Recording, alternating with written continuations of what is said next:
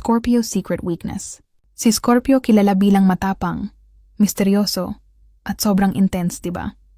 Parang apoy na tahimik, pero napakalakas malalim magmahal, malalim mag-isip, at hindi madaling basahin. Sa paningin ng iba, parang wala silang takot at hindi basta nasasaktan. Pero alam mo ba? Sa likod ng matapang na aura na yan, may mga kahinaan silang lihim na tinatago. Takot magpakita ng kahinaan. Sa labas, mukha silang matigas at kontrolado ang lahat. Pero sa loob, sobrang lalim ng damdamin nila. Takot silang maging vulnerable dahil ayaw nilang magamit o masaktan. Kaya madalas gumagawa sila ng pader sa puso nila. Kahit gusto lang naman nilang mahalin ng totoo, hirap magtiwala. Hindi basta-basta nagbibigay ng tiwala ang Scorpio. Pinagmamasdan muna nila ang kilos, salita, at intensyon ng tao. Kapag may napansin silang kakaiba, mabilis silang magduda. Dahil dito, minsan kahit mabuting tao ay napapalayo nila. 3. Hirap bitawan ang sakit at galit. Kapag nasaktan sila, hindi nila basta nakakalimutan. Maaaring tahimik lang sila.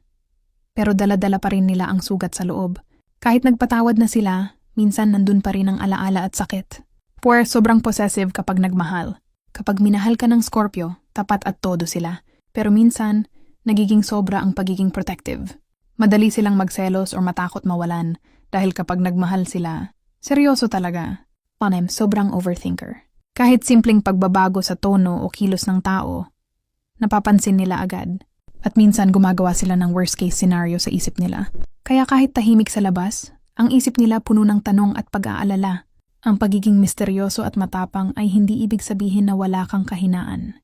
Minsan, ang taong pinakamatapang magmahal, siya rin ang pinakatakot masaktan.